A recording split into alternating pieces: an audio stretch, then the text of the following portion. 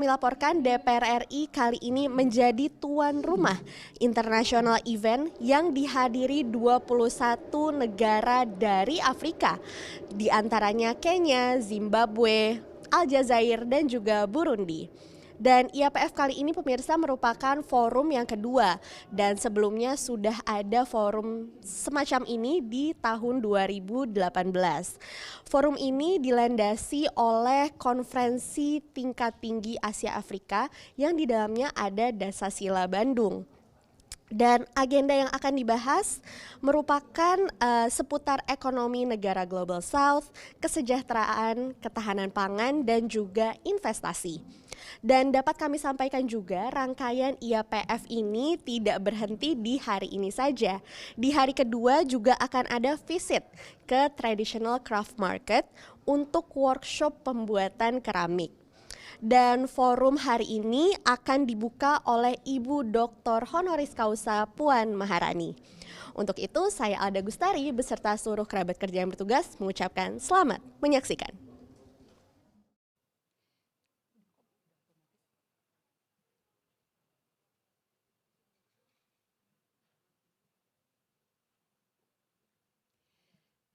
Ladies and gentlemen, please have a seat as we're going to start our event shortly. Thank you.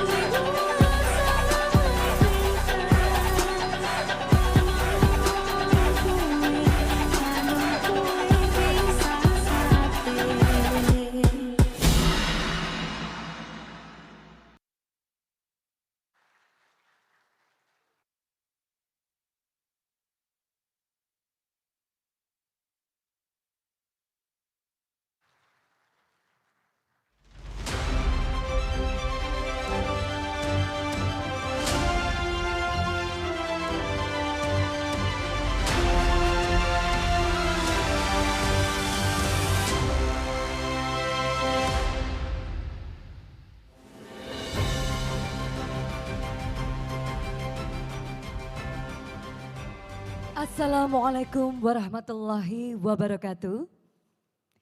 May peace be upon us. Shalom, Om Swastiastu, Namo Buddhaya, greetings of virtue. A very good morning, Excellencies, distinguished delegates, honored guests, ladies and gentlemen. It is a great pleasure to welcome you all to the Indonesia-Africa Parliamentary Forum 2024, Forging Indonesia-Africa Parliamentary Partnership for Development. We are so honored to have you here at the Grand Hyatt Resort Bali for this important occasion. Ladies and gentlemen, in this special occasion, please allow us to welcome Speaker of the House of the Representatives of the Republic of Indonesia, Her Excellency, Dr. Honoris Causa PUAN MAHARANI.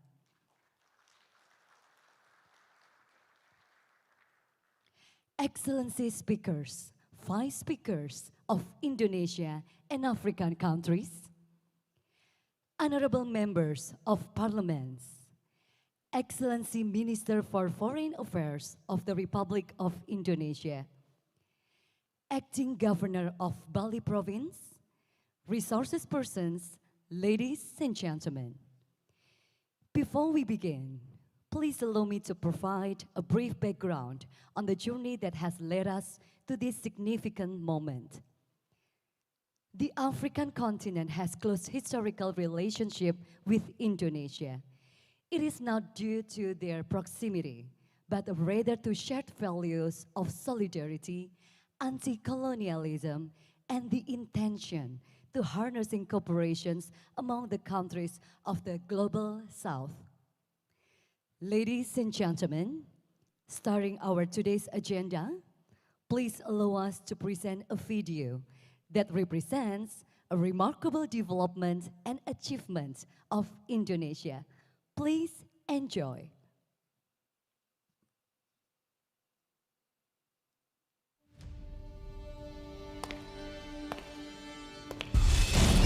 Welcome to Indonesia, a nation on the rise, showcasing remarkable development and achievements. With over 17,000 islands, making it one of the most unique and expansive countries in the world. From world-class infrastructure projects, transforming our cities and connecting communities, to robust economic growth and trade partnerships driving prosperity. Focusing on sustainable development, we embrace green energy and conservation for future generations.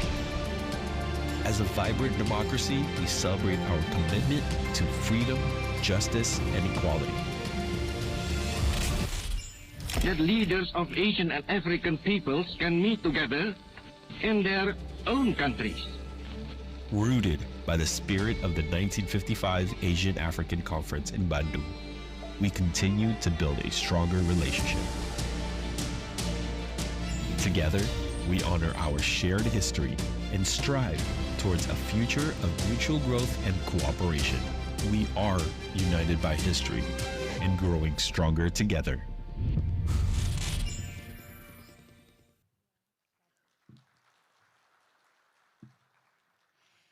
Excellencies, distinguished delegates, ladies and gentlemen, it is now my honor to invite to the stage the Speaker of the House of Representatives of the Republic of Indonesia, Her Excellency Dr. Honoris Causa Puan Maharani, to deliver an opening speech.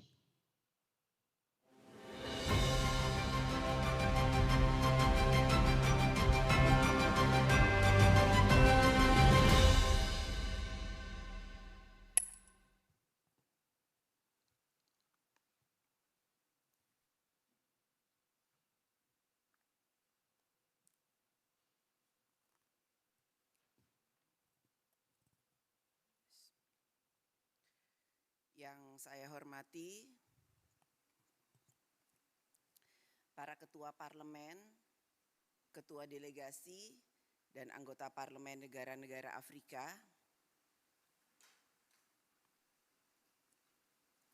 yang saya hormati Wakil Ketua DPR RI Bapak Ludwig F. Paulus, yang saya hormati para anggota DPR RI, yang saya hormati Menteri Luar Negeri Republik Indonesia, Ibu Retno LP Marsudi, yang saya hormati Pejabat Gubernur Bali, Bapak Sangmade Mahendra Jaya, yang saya hormati para tamu undangan.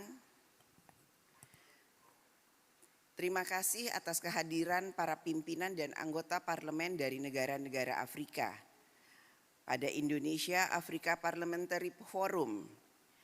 Hari ini kita bertemu dan membuka babak baru, lembaran baru dalam hubungan negara-negara Afrika dengan Indonesia. Tahun 1955, 69 tahun lalu, Konferensi Asia Afrika telah menjadi tonggak sejarah untuk memupuk persaudaraan dan solidaritas di antara bangsa-bangsa di Asia dan Afrika. Solidaritas saat itu adalah untuk memperjuangkan kemerdekaan negara-negara di Asia dan Afrika. Situasi saat ini tentu berbeda dengan tahun 1955. Jika pada tahun 1955, pemerintah berperan dominan dalam mendorong kerjasama Asia Afrika, saat ini, tahun 2024, parlemen merupakan faktor penting untuk mendorong kerjasama kedua benua.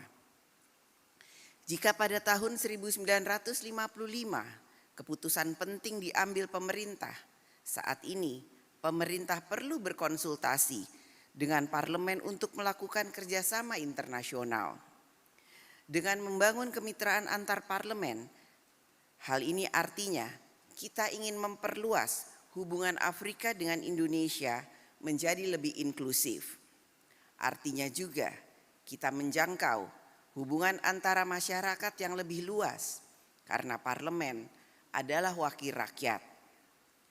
Parlemen bisa mendorong dan bersinergi dengan pemerintah dalam memperkuat kerjasama internasional, terutama antar negara berkembang.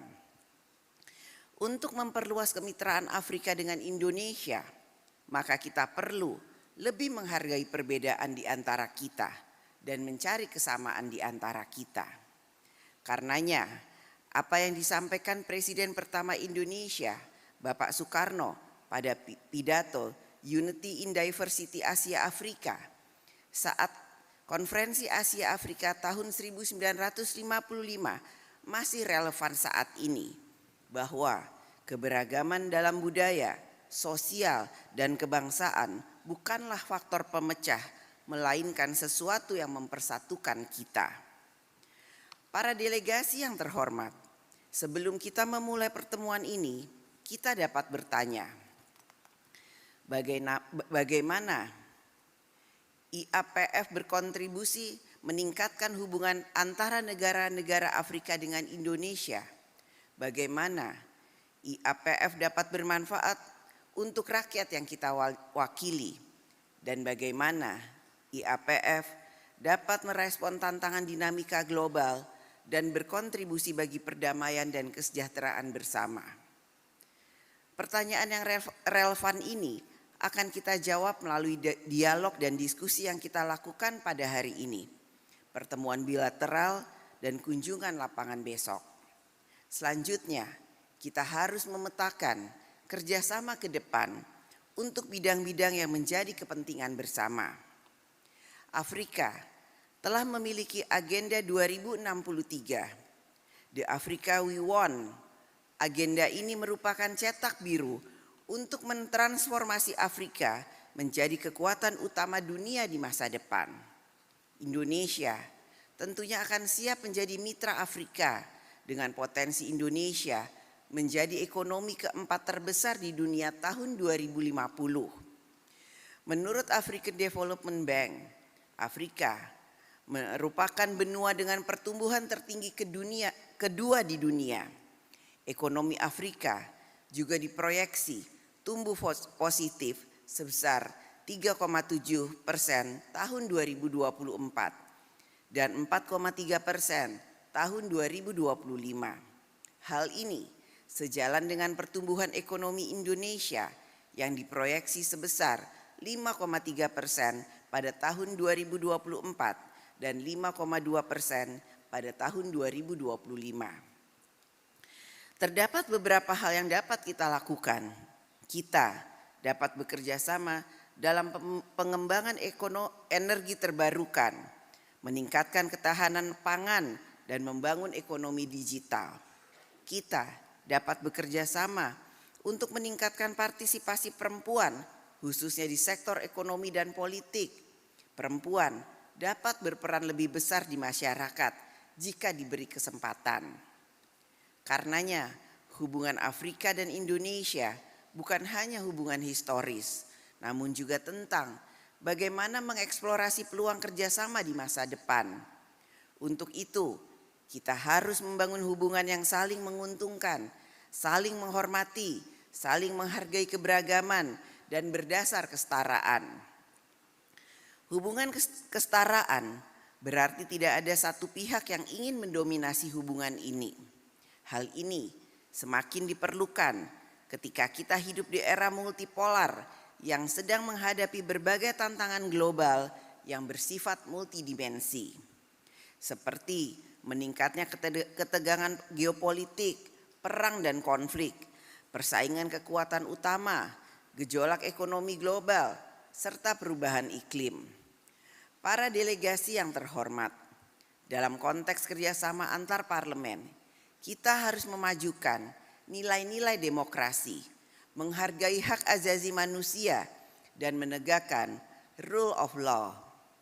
Karenanya, saya percaya bahwa pertemuan Iapf ini harus dapat memberi nilai tambah dalam hubungan negara-negara Afrika dengan Indonesia.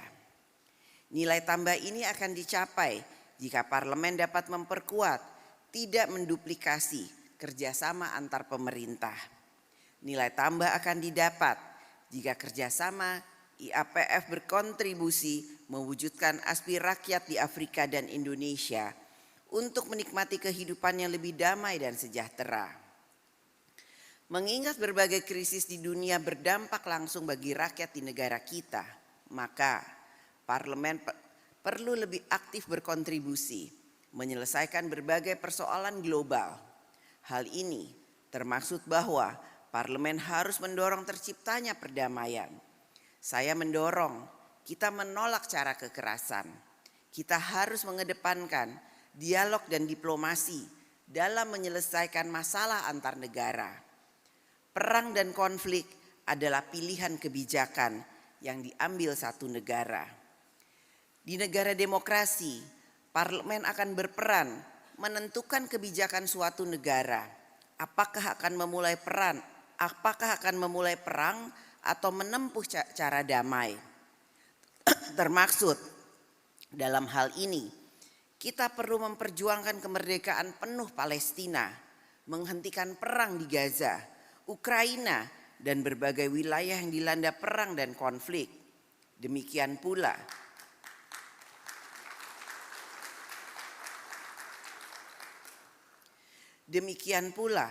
merupakan suatu pilihan apakah kita akan mendorong kerjasama yang saling menguntungkan dan bukan zero sum approach atau memperkuat multilateralisme dan bukannya melakukan kebijakan unilateral. Sebagai wakil rakyat, kerjasama antar parlemen ini juga dapat menjadi jembatan hubungan antar masyarakat, people to people contact antara Afrika dengan Indonesia.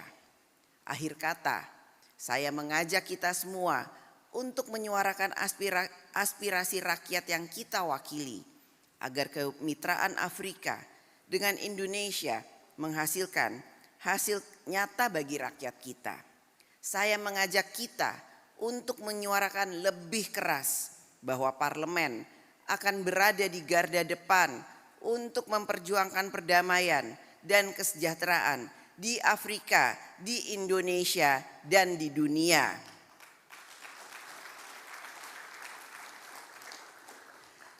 Selanjutnya, dengan mengucapkan Bismillahirrahmanirrahim, saya nyatakan pertemuan Indonesia-Africa Parliamentary Forum 2024 ini dibuka.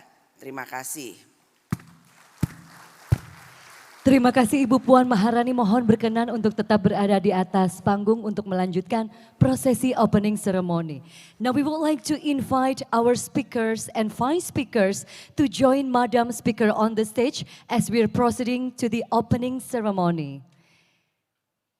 We will commence the opening ceremony by drumming the tiva. Once again, we would like to invite our speakers and vice speakers to join Madam Speaker on the stage. Ladies and gentlemen, tifa is a traditional music instrument from Maluku, Indonesia. It is used to play ritual music which seen as cultural and hereditary heritage from their ancestors. Tifa has been traditionally played by men, but this custom resisted modern attitudes of equality between men and women. Now, Excellencies, are you ready to commence the opening ceremony by drumming the tiva? Ladies and gentlemen, please join me to count down together. In 3, 2, 1.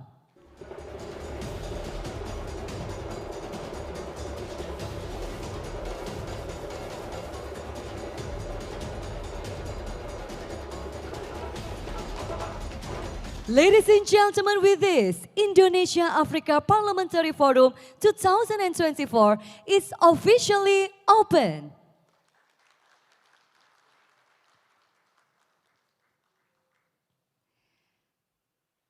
Now we will continue with a photo session. Excellencies, please remain on the stage as we're going to capture this very special occasion by having photo together. Please give your best smile to the camera in 1, 2, 3. Once again, Excellencies, 1, 2, 3. Thank you very much. And for the second photo session, we would like to invite you to please move to the front of the stage, facing the screen. To all of you, Excellencies, please move to the front of the stage. Please kindly going down the stage and facing the screen. And we would like to invite all VIPs on the first row to please joining Madam Speaker and facing the screen.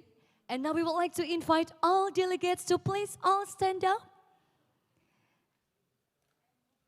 Once again, to all delegates, please kindly stand up.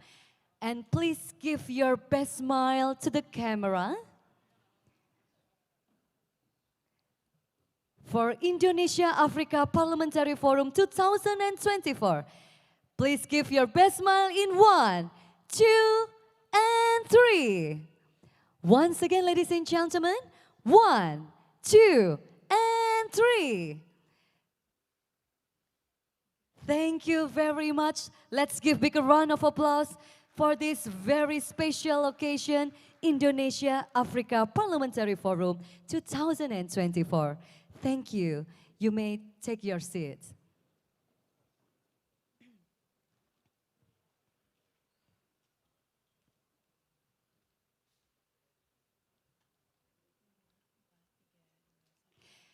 Excellencies, distinguished delegates, ladies and gentlemen, now let us continue our next agenda. Welcome to our special session that will be discussing about forging Indonesia-Africa Parliamentary Partnership for Development. In this session, we will delve into the shared values and historical ties that bind Indonesia and Africa. Our esteemed speakers will share their insights on how we can collectively address the challenges and opportunities that lie ahead, driving social and economic growth in both regions. Ladies and gentlemen, let us now begin. And it is now my honor to invite Dr. Fadlizon, Chair for Interparliamentary Cooperation, to give introductory remarks. Please welcome to the stage Dr. Fadlizon.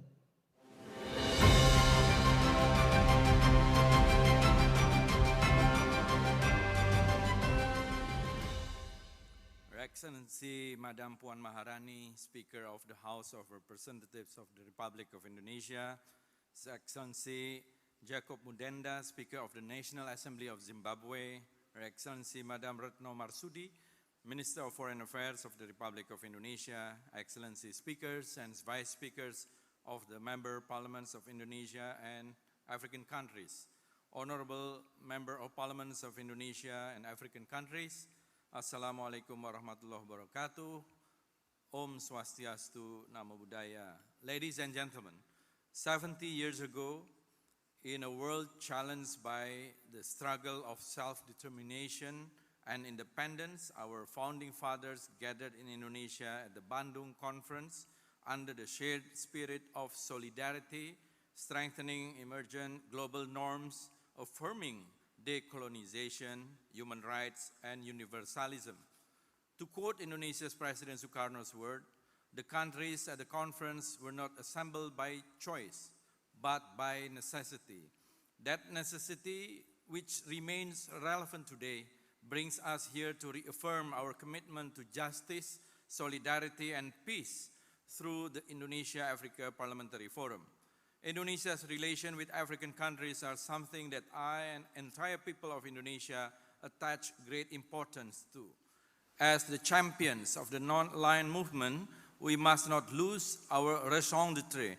Our advocacy for positive, not passive, neutrality must be louder, especially in the existing international system, which favors the great powers or those backed by them and leaves others behind. 7 decades after the historical Bandung Conference, the Cold War had ended. But ironically, colonization did not. Global grievances and caused by injustice, war, great powers, rivalries, and economic and social disparity persist, derailing the global path to build a fair, peaceful, and inclusive world for all.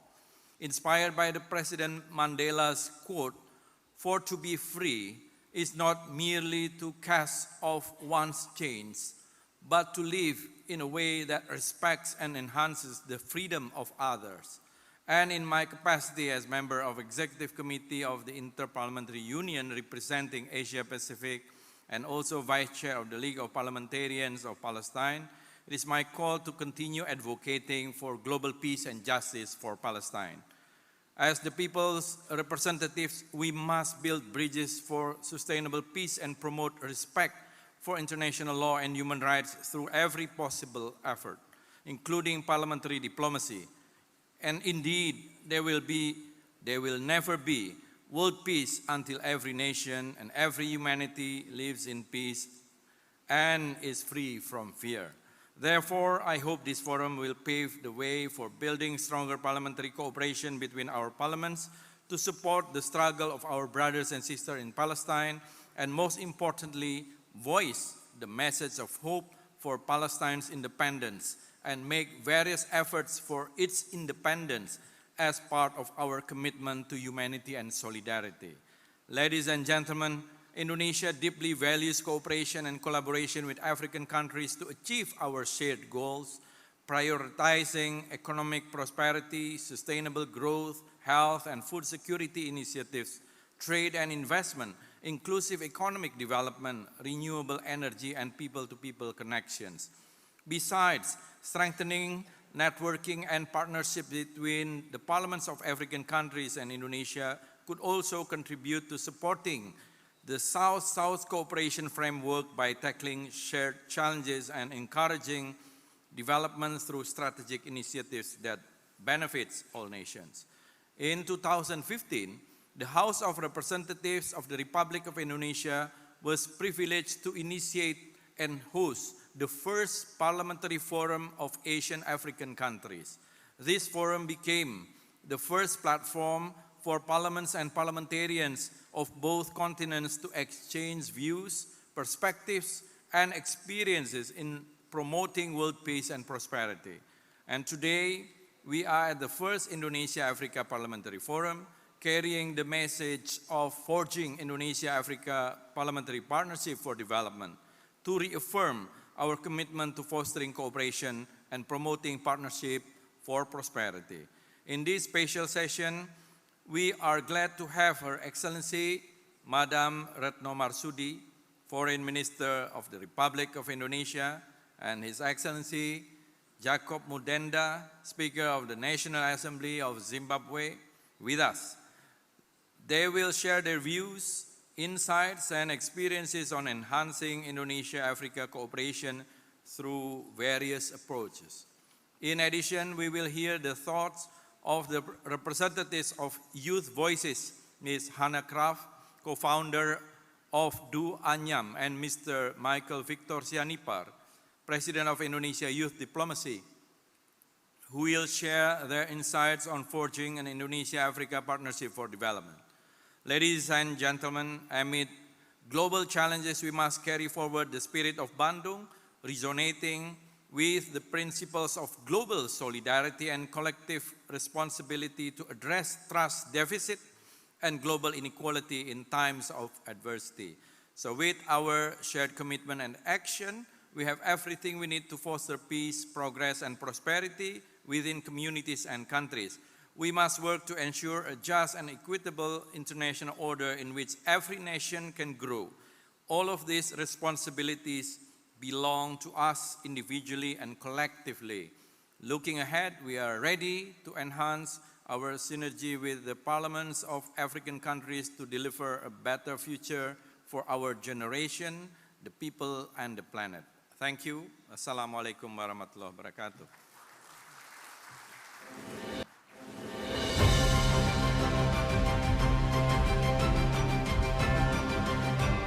Thank you, Dr. Fadlizon, for the insightful remarks. Ladies and gentlemen, following the next agenda, we would like to invite the Minister for Foreign Affairs of the Republic of Indonesia, who has been a driving force in shaping our nation's foreign policy, fostering international cooperation, and strengthening ties with our global partners. Please welcome to the stage Her Excellency Retno LP Marsudi.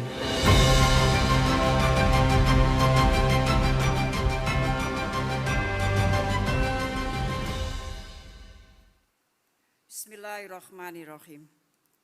Speaker of House Representative of Indonesia, Ibu Puan Maharani, speakers, honorable members of parliament, distinguished guests, ladies and gentlemen. First of all, thank you very much for having me, and it is really, really an honor for me to speak before you today. To the honorable members of parliament from African countries, of course, welcome to Bali. I commend the first convening of Indonesia-Africa Parliamentary Forum, and this forum reflects the close friendship between Indonesia and African countries.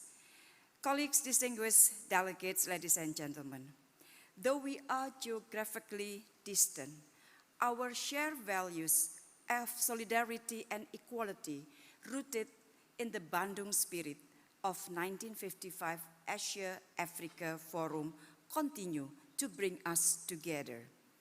Indonesia remains committed to strengthening these ties, translating the Bandung spirit into practical cooperation that benefits our people.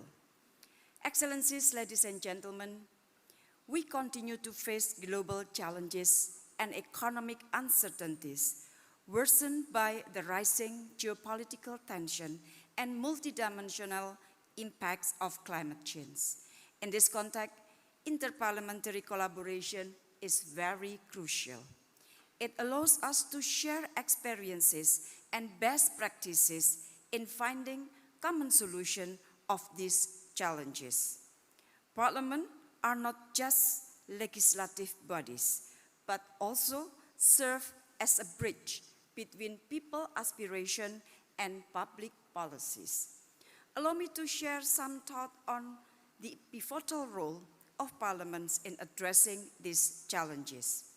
First, in preserving peace and stability in our respective regions.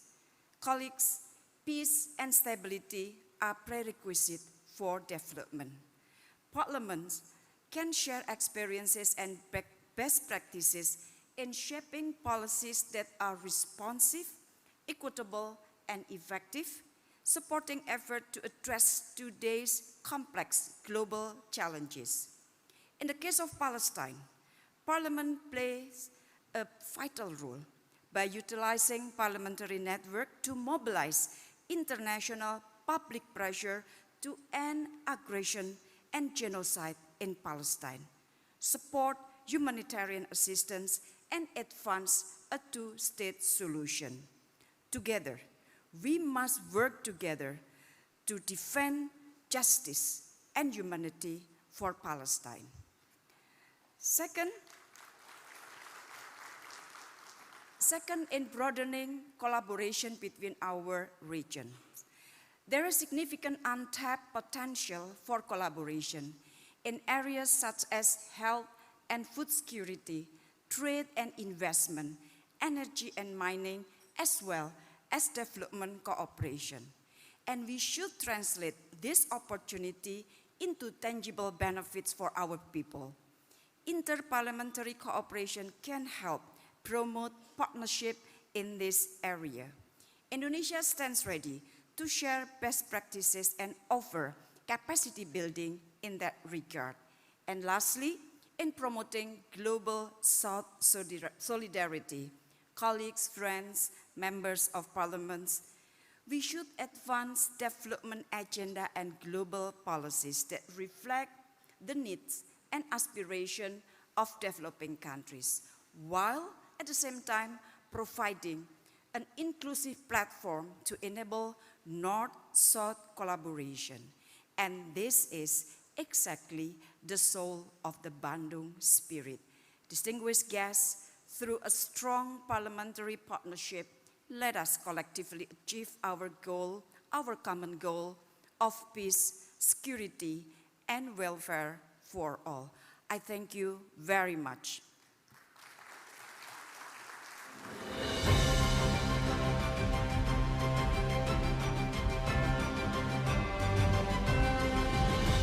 Thank you, Her Excellency Retno LP Marsudi.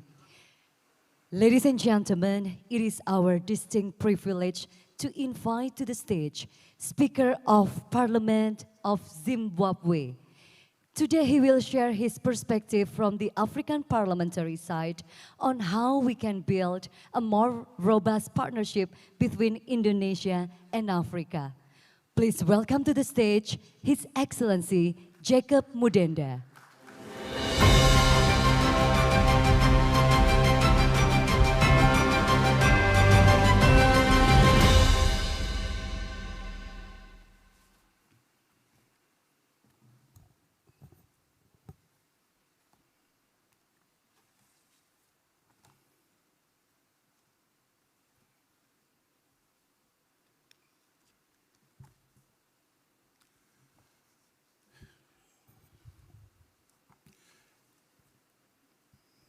Good morning, Your Excellencies, honorable members of Parliament.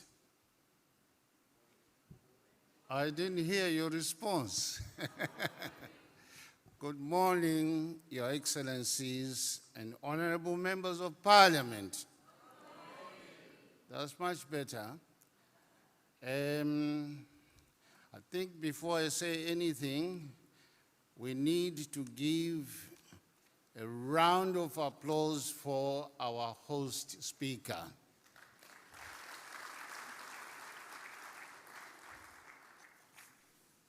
Excellency, Dr. PUAN MAHARANI, Speaker of the House of Representatives of the Republic of Indonesia. Fellow speakers, deputy speakers, honorable members of Parliament, ladies and gentlemen, on behalf of my delegation and indeed on my own behalf, I tender our sincere gratitude to the host speaker for her unparalleled hospitality and that of the Republic of Indonesia. Receive, my dear sister, fraternal felicitations from the Parliament of Zimbabwe and the citizens of the Republic of Zimbabwe, led by His Excellency, the President, Comrade Dr. E.D. Mnangagwa. We meet here today inspired by the evocative Dasalila Bandang spirit of South-South Global Socio-Economic Collegiate, which brought together 23 Asian and 6 African countries that convened from the 18th to the 24th of April 1955, 69 years ago, resulting in the historic 10-point declaration of the Bandung Conference. The declaration ostensibly accentuated the respect of inalienable fundamental human rights, the equality of sovereignty and territorial integrity of all nations under the banner of multilateralism and non-intervention or interference in the internal affairs of each other's countries. This global South-South configuration became the precursor of the immortal geopolitical non-alignment movement. Congratulations to the Asia-Africa Bandung Trailblazing Conference.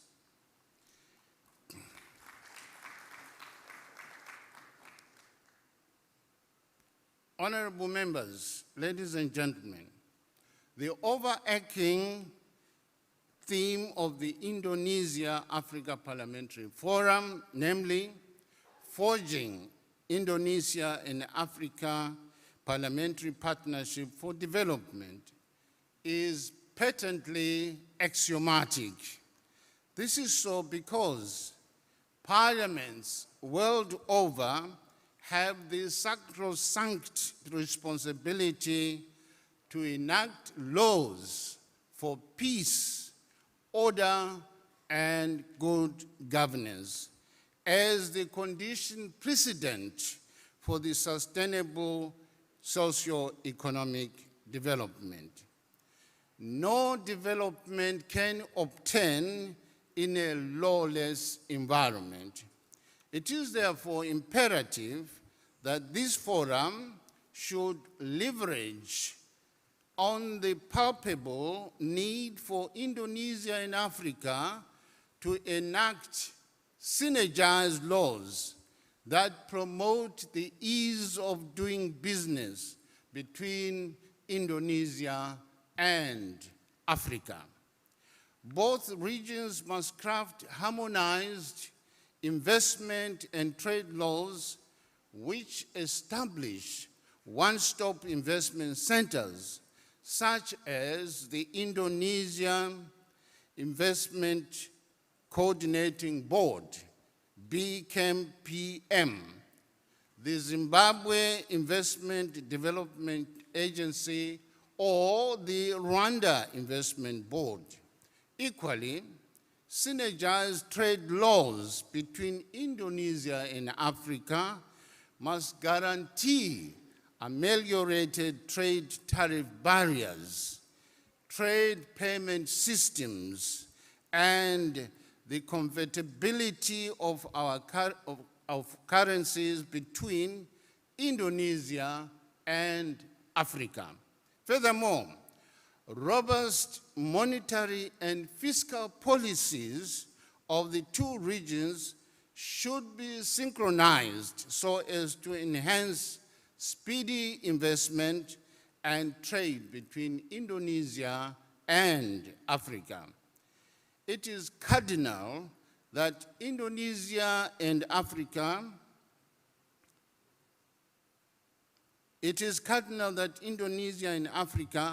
do establish a joint corporate entity to superintend these efforts. Without that body, we may not monitor and evaluate our successes or sometimes our failures. Needlessly, there are some legal and policy frameworks between Indonesia and Africa which require spiritual implementation gingering. These include the Indonesia-Africa Trade Agreement of 2018, the Africa Continental Free Trade Area AFCTF Agreement of 2018, the Indonesia-Southern Africa Customs Union Preferential Trade Agreement of 2016, Indonesia Law number 7/2014, as amended in 2020. The African Union's Agenda 2063 and the Action Plan for Boosting Intra-Africa Trade, among others. Honorable members, these frameworks have significantly enhanced trade and cooperation between Indonesia and Africa, is highlighted in the following. The Indonesia-Africa trade grew from 3.4 billion in 2009 to 8.5 billion in 2020. The Indonesia-SACU Preferential Trade Agreement of 2016 has reduced tariffs on over 7,000 products. The Indonesia Customs Law of 2018 streamlined customs processes and reduced the clearance times. The Indonesia-Africa Economic Agreement of 2018 enhanced cooperation in agriculture, manufacturing, and infrastructure. Indonesia's active involvement in the implementation of the African continental free trade, bolstered regional integration, and expanded market access. And the Indonesia laws and regulations which enables MSMEs to access African markets, finance, and digital technology knowledge-based economies between Indonesia and Africa have positive impetus. Accordingly, Indonesia-African parliaments are urged to ratify and domesticate such above treaties, agreements, and protocols in order to proficiently upscale investments and trade efforts between the two regions. Your Excellencies, members of Parliament, ladies and gentlemen, the vagaries of climate change impacts continue to negate this accelerated tempo of global economies, inclusive of those of Indonesia and Africa. This calls for parliaments to expeditiously domesticate the United Nations Framework Convention on Climate Change, the Paris Agreement of 2015, and its subsequent Katowice Rule Book into in-depth climate change municipal laws. These laws should assist in addressing climate mitigation, adaptation, and financing measures, as well as conjuring up joint research on climate action technologies and disaster risk reduction as driven by the robust application of artificial intelligence.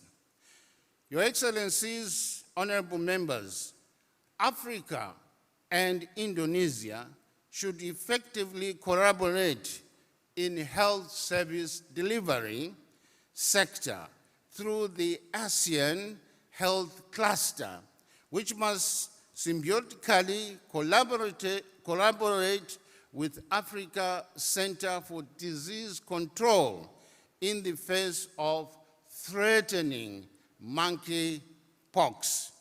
Parliamentarians are duty-bound to draw inspiration and guidance from the African Union Health Strategy 2016 to 2030 to render legislative support to these efforts through facilitating protocols and regional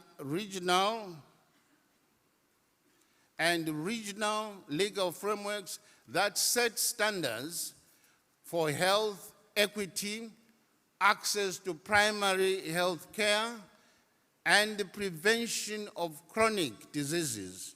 In this regard, Indonesia and Africa should leverage on research and development in pharmacology for ease of access to the required vaccines.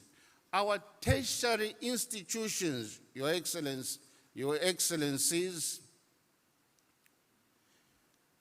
must lead in this regard through concerted application of innovation, science, and digital technologies. Your Excellencies, the Indonesia-Africa Parliamentary Forum must reverberate with positive outcomes if it is to achieve greater heights of poignant success as opined by the former Pan-African President Gertrude Mongela, who affirmed that, and I quote here, as the world's largest archipelago and the second largest continent, Indonesia and Africa are natural partners in building a more prosperous and resilient future. A strong parliamentary cooperation can facilitate knowledge sharing, joint policy formulation, and mutual accountability, all of which are essential for achieving the sustainable development goals in our regions. Your Excellencies, in the same vein, Dr. Nkosazana Dlamini Zuma, the former chairperson of the African Union Commission, pointedly observed as follows, and I quote here, Indonesia-Africa Parliamentary Partnership is not just about economic cooperation, but also about cultivating deeper cultural, educational, and more importantly, I think, people-to-people ties. By bringing our legislators together, we can foster greater mutual understanding, identify shared priorities, and collaborate on innovative solutions to our most pressing development challenges. Your Excellencies, honorable members, on that score,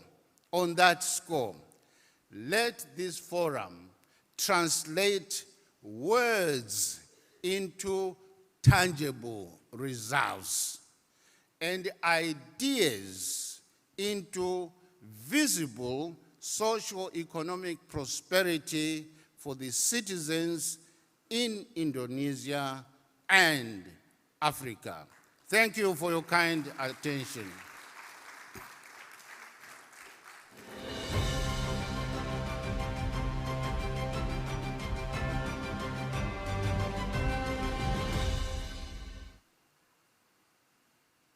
Thank you, His Excellency, for the keynote speech. Ladies and gentlemen, now it is my great pleasure to welcome two exceptional voices to our special session. Voices that represent the dynamic and diverse perspectives of our global community, women's voice and youth voice. First, we will hear from co-founder of Du Anyam, a remarkable leader and advocate for women empowerment, who will share insights from the women's voice. Please welcome to the stage Ms. Hannah Keraf.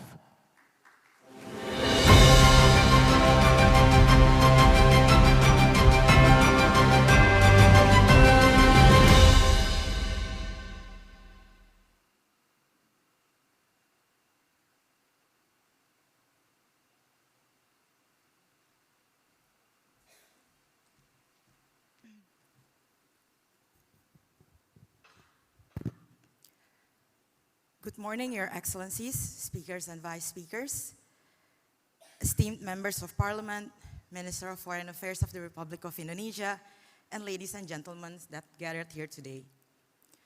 I am honored to stand before you at the Indonesia-Africa Parliament Forum to share my experience as a young Indonesian woman that have worked closely with thousands of women in the past decade. As we gather here to strengthen the bonds between our countries, let us also commit to creating a more equitable and inclusive future for all. My name is Hannah Keraf, and 10 years ago, I founded Du Anyam, a thriving and leading social enterprise in Indonesia. Du Anyam has grown to support thousands of women weavers across several provinces, providing training, market access, and fair wages while preserving cultural heritage. We recognize the crucial role women play in society and strive to empower them through stable economic opportunities. While economic empowerment is essential for women's well-being, it is important to acknowledge that many women continue to play vital roles in the domestic sphere. Balancing economic activities with traditional responsibilities can be challenging. However, Strategies like flexible work arrangements, childcare subsidies, and promoting gender equality in domestic labor can help women manage both effectively. Over the past decade, Duanyam has played a pivotal role in empowering women through economic opportunities. We have connected thousands of women artisans from the most remote areas in Indonesia to global markets. Our products are available in over 50 countries around the world, providing these women with sustainable livelihood. Income opportunities from craft in Indonesia are often informal, unstable, and subsistence. However, social enterprises like Duanyam can help women access alternative yet stable employment. The Indonesian government's continuous commitment to social entrepreneurship has played a crucial role in enabling social enterprises like Duanyam to scale its impact and empower more women. Indonesia has seen an increase in the growth of social enterprises that has focused in bridging the gap for women, including Toraja Melo, Sukacita, and also women-led social enterprises such as Jafara, Krakakoa, and many more. I also want to acknowledge the remarkable achievements of Indonesian women in various sectors: social business, businesses, education, politics, NGOs, and so on. I remember with gratitude the countless women leaders that have moved mountains to support Duanyam in our work for thousands of women, because after all, women must empower women. From our women ministers and parliamentary members in Indonesia who are using their power and capabilities to shape policies and drive innovation, to trailblazing women business leaders who support impactful businesses, drive economic growth, and uplift their communities, and to women in education who are shaping the minds of the future generations. These leaders are setting a precedent for future generations, showing that women can and should occupy spaces where decisions are made. We must also shine a light on the extraordinary accomplishments of women in rural Indonesian communities. The impact of Duanyam, empowering women in underdeveloped areas, is a poignant reminder of the tremendous potential women hold when given the right opportunities. Encouraging women to make their own decisions and even become decision makers in their own group. Today, we have seen more and more women taking leadership roles in the over 50 villages where Duanyam work at. As we connect these initiatives to similar movements in African countries, we see a tapestry of women's empowerment woven across continents.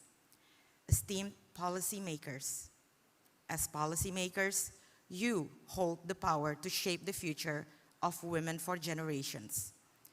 Promote education and vocational training programs that cater to the specific needs of women. Support women-owned businesses. Provide mentorship, training, market creation, and financing to women entrepreneurs. Promote gender-responsive budgeting. Allocate resources to programs that specifically target women's economic empowerment. Challenge harmful gender norms. Address unequal division of household labor and discrimination in the workplace. Distinguished guests, today, I propose that we share best practices and insights.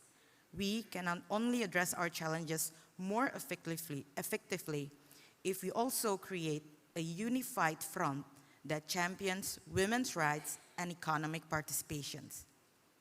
In closing, let us envision a future where our Indonesia-Africa partnership flourishes through joint initiatives, focuses on women-led projects, and community empowerment. Together, we can cultivate an environment where women thrive, economic growth, and cultures are preserved. Thank you very much.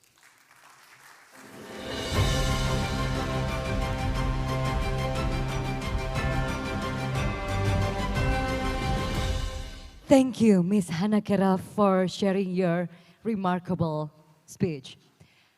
Ladies and gentlemen, next we will be inspired by President of Indonesia Youth Diplomacy, a passionate young leader who will speak from the youth voice, bringing forward the hopes and aspirations of the next generation. Please welcome to the stage Mr. Michael Victor Sianipar.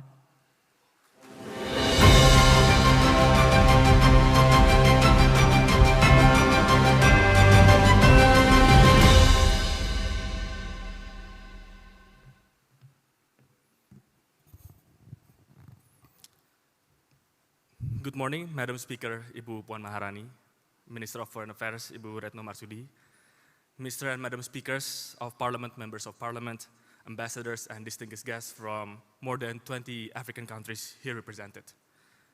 For Indonesian youth, our friendship with African countries are best commemorated in the lesson of history of a conference held in the city of Bandung, Indonesia in the year of 1955. What is notable in that forum is the spirit of the Bandung Conference, our common opposition to colonialism, and the belief that independence is a shared goal and dream of both Asian nations and African nations. In the year of the conference, 1955, Indonesia itself, our country, was barely independent. We were in the early years of our independence. We still had very low literacy rate. We were still experimenting with our form of government.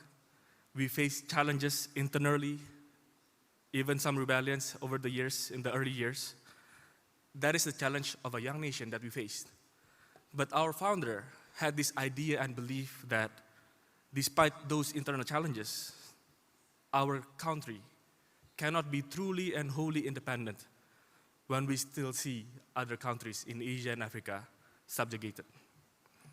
This realization that Indonesia's independence was somehow not complete is the drive that created and enabled the Bandung Conference. That unless we see other subjugated nations be free to exercise their sovereignty, also gain their independence, our own independence cannot be felt truly and wholly complete. The belief is inscribed in our hallowed Constitution. From the very beginning of our republic's birth, we uphold this belief, the common virtue of nations' right to self-determination. This is the lesson that Indonesian youth learned from history. 70 years later, here we are today. The question is, where are we going? What kind of future we can envision together as Asian and African countries? What I can tell you, ladies and gentlemen, is that Indonesian youth are very confident and optimistic of our future. Right now, we have this demographic bonus dividend in which the productive force is larger than the non-productive forces.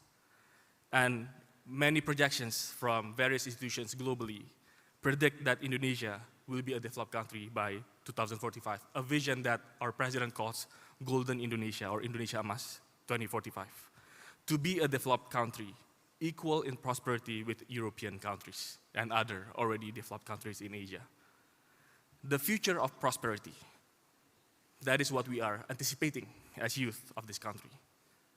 Our history, however, taught us that just like independence, we cannot be truly independent when we see other countries not having independence yet. The same with prosperity. We cannot be truly prosperous as a country, truly developed as a country in Indonesia, unless we also see that other countries in Asia and Africa also share that prosperity. As you see Bali today, or if you visit Jakarta, you can see we are developing rapidly. We have a strong economy, we have a strong military, and even more rising. But years have passed, and we are no longer a newly independent state, but we believe that the vision of the future must still be shared together with African countries. 100 years from our independence, we hope that both Asian and African countries can be not only equally independent, but also equally prosperous. Indonesia hosted G20 2 years ago, 2022, also in Bali. Last year, we were the chair of ASEAN. We have exemplified leadership in various international fora. We are a confident country, but we are also ready and willing to take on global challenges, to play a part in promoting global good. Next year is Africa's turn. South Africa will be the chair of G20 Summit. So we also expect this common leadership that today's world call for a new kind of leadership.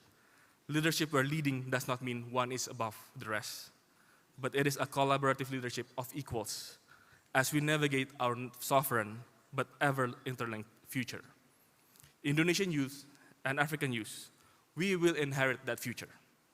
We ask that this August and esteemed forum happening today may open that door for future collaboration to achieve common prosperity. That the next generation on both ends of the world can treasure our common history of that Bandung conference, but furthermore, to also build on the common future of a common prosperity for all. Thank you.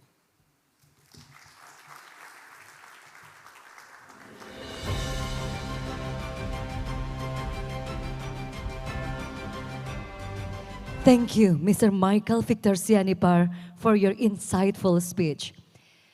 Excellencies, distinguished delegates, ladies and gentlemen, we have wrapped our special session. Now it is time to have some refreshment for 10 minutes. We have prepared a coffee break in the foyer area.